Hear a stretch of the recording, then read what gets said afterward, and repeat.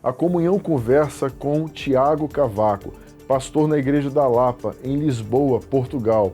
Ele é autor do livro Os Três Nãos de Deus, publicado pela editora Mundo Cristão. Na obra, ele compartilha uma jornada sobre os três nãos cruciais de Deus.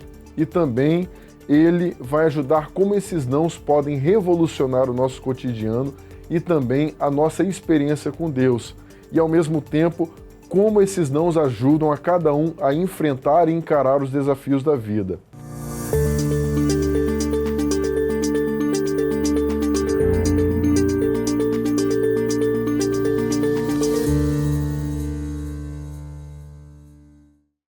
Pastor Tiago Cavaco, seja muito bem-vindo aqui na Revista Comunhão. É um privilégio receber o senhor aqui. Obrigado, meu irmão. Eu é que agradeço por esta oportunidade, por estar a conversar, mesmo à distância. Nem a distância nos impede, meu irmão. Estamos juntos, mesmo à distância, com o oceano pelo meio. Obrigado pelo vosso convite. É um privilégio para mim. Um privilégio nosso. E, pastor, ao falar sobre o livro, o seu novo livro, Os Três Nãos de Deus, você pode nos dar um breve resumo de como explicar cada um desses nãos de Deus e por que você considera esses nãos tão importantes? É interessante porque este livro nasce de um sermão que foi pregado aqui em Lisboa, na Igreja da Lapa, que eu sirvo como pastor, na segunda carta que Paulo escreveu aos Coríntios. No capítulo 5, no verso 7, tem aquele texto que diz que nós não andamos por vista, nós andamos por fé. Andamos por fé e não por vista. E na ocasião, quando eu estava a pregar esse texto, eu precisei de enfatizar que a nossa fé, quando confia nos olhos, compreende tudo errado. Assim, muito sucintamente, era isso que eu queria transmitir à igreja. Mas acontece que o contexto da segunda carta que Paulo escreve aos Coríntios é especial. Paulo estava a ser acusado por novos superapóstolos, um grupo novo de superapóstolos que tinha uma aparência mais moderna, mais eficaz, mais competente. Então acusavam Paulo de que ele estava ultrapassado. E Paulo, nesta carta que escreve aos Coríntios, a segunda, ele precisa de fazer uma comparação com esses superapóstolos para dizer que estes novos superapóstolos poderiam parecer aos olhos gente muito especial, mas eles nunca tinham passado por aquilo que Paulo tinha passado.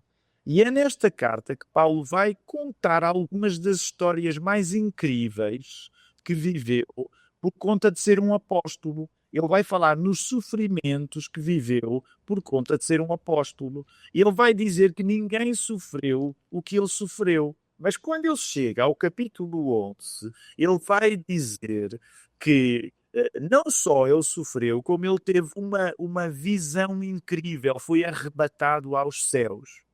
Mas é quando ele nos espanta e diz que para que ele não se orgulhasse por ser este apóstolo tão especial, um enviado de Satanás, no fundo, que colocou um espinho na carne para que Paulo não se envaidecesse por ter tido uma experiência incrível. E é nessa altura que ele diz que 3 vezes pediu ao Senhor para que aquele espinho na carne fosse retirado, mas Deus não retirou o espinho na carne, pelo contrário, disse que a graça que ele recebia era tudo o que ele precisava. Então a ideia dos 3 nãos de Deus vem desta viagem incrível que o apóstolo Paulo faz pela sua grande experiência de apóstolo para demonstrar que aquilo que ele tinha conseguido era o único, mas que ele não se deveria envaidecer da sua experiência incrível. Logo, uma das coisas que eu quis dizer à igreja, e o livro trata um pouco disto, é que nós não temos uma fé que deva ser guiada pelos nossos olhos.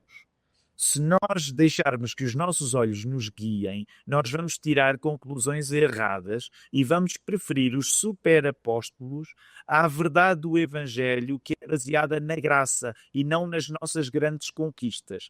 E é aqui que eu creio que hoje esta meditação ainda é mais importante.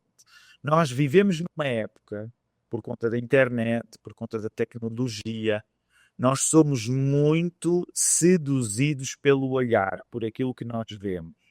Esta é uma época em que nós devemos, outra vez, compreender a lição que o apóstolo Paulo tinha recebido. E essa lição é de que nós não somos guiados por vista, mas vivemos pela fé. Por isso, até naquilo que pode parecer mau, Deus está a criar um plano para ele. Até nos nãos de Deus, podemos ouvir um sim da parte do Senhor. Era assim, muito resumidamente, foi isso que eu tentei contar neste livro.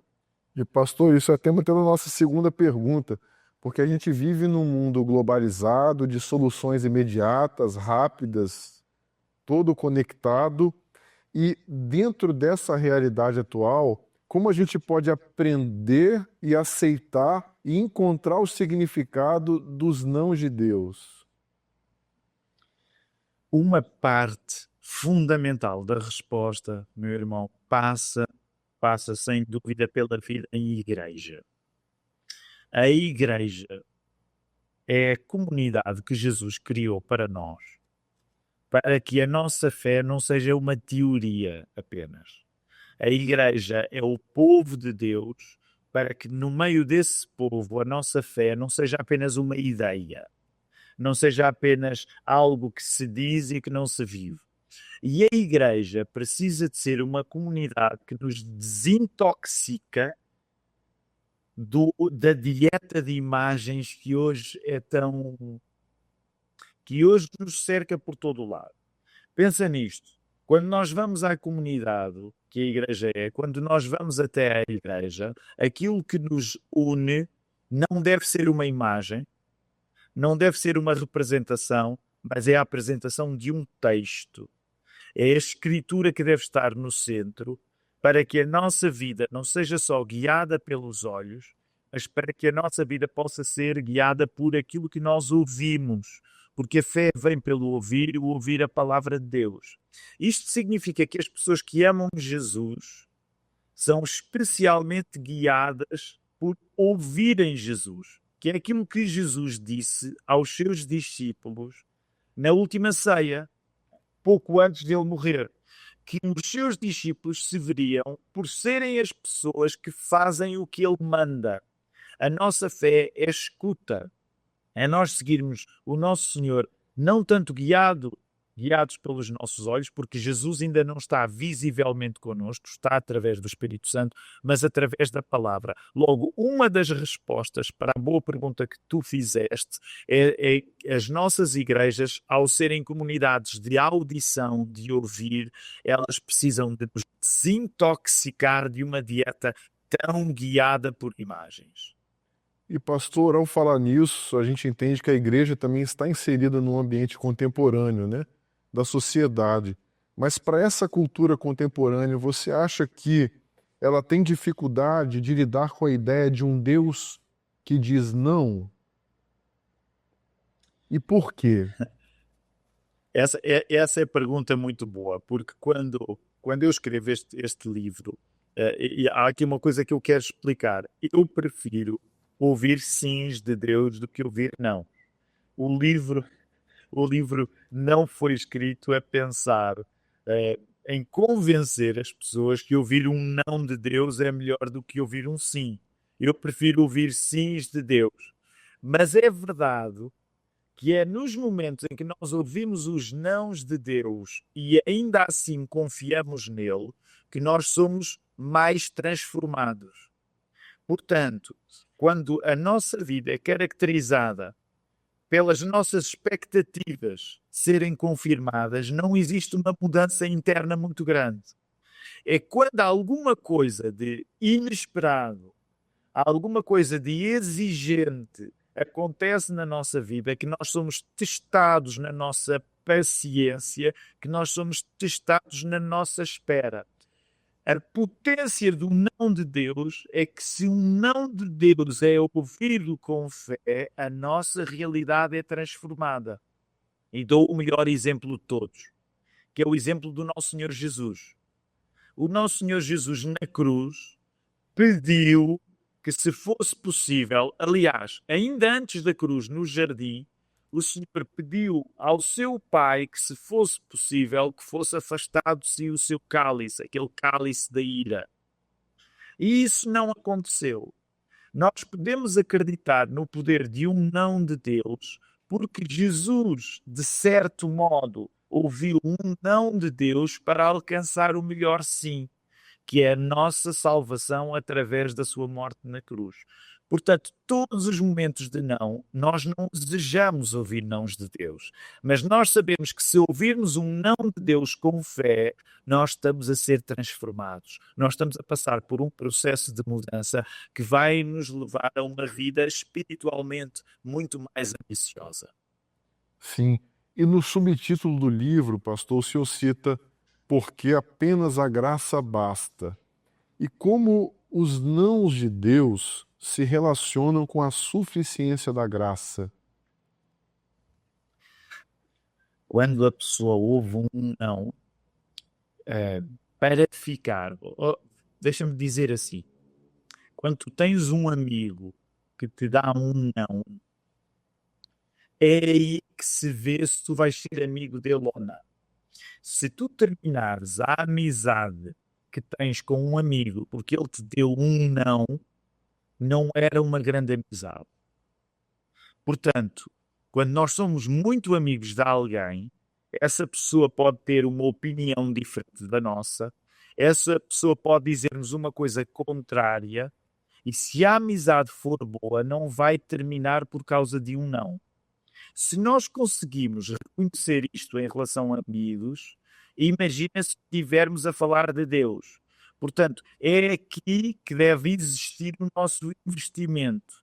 Se Deus nos der um não e nós aceitarmos esse não com fé, significa que a nossa união com Deus acabou de aumentar, não de diminuir.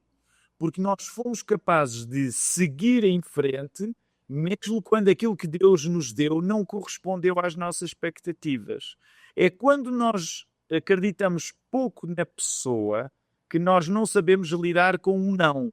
Quando nós sabemos lidar com um não e confiamos na pessoa, a nossa amizade acabou de ficar mais forte. O mesmo acontece com Deus. Pastor, então a gente vê que os nãos de Deus, muitas vezes eles vão contra o rumo dessa jornada da sociedade atual, que muitas vezes quer muitas coisas, né? Busca muitas coisas, mas chega nesse ponto e se encontra com algumas renúncias que muitas vezes precisam ser feitas em um mundo de ofertas diárias, né? Que são muitas, de várias coisas, né? E é justamente isso que eu ia perguntar para o senhor. Como esses nãos impactam no relacionamento com Deus?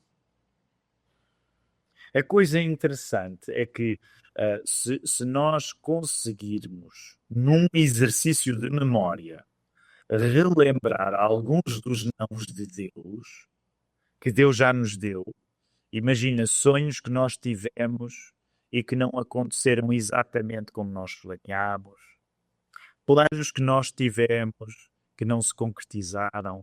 Se nós conseguirmos pensar em algumas dessas circunstâncias, provavelmente podemos reconhecer que coisas boas vieram desses planos não terem dado certo. Ou seja, quando Deus não abriu portas que nós queríamos abrir, provavelmente outras oportunidades surgiram que tornaram a nossa vida melhor. Portanto, a nossa vida com Deus não é melhor por Deus se limitar a fazer tudo aquilo que nós queríamos que Ele fizesse.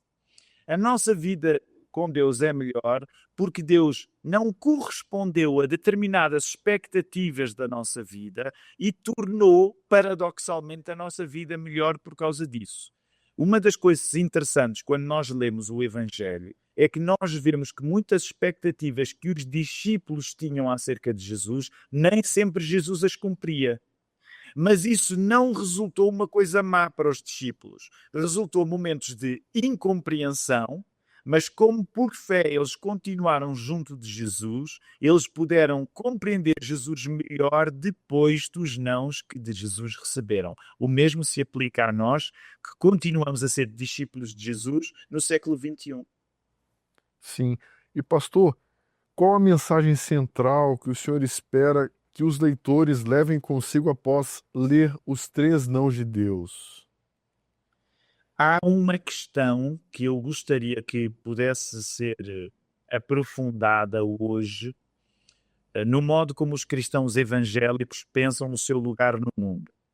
Essa questão tem a ver com a possibilidade de confundir a vida com Cristo com, como é que eu diria, com uma vida, com a cultura cristã. O que eu quero dizer com isto é, hoje volta-se a falar no valor do cristianismo, não necessariamente por causa de Cristo, mas por causa dos problemas da nossa cultura. Há muitas pessoas que se estão a interessar pelo cristianismo, não por causa de Jesus, mas porque parece que o cristianismo pode salvar-nos de algumas crises culturais.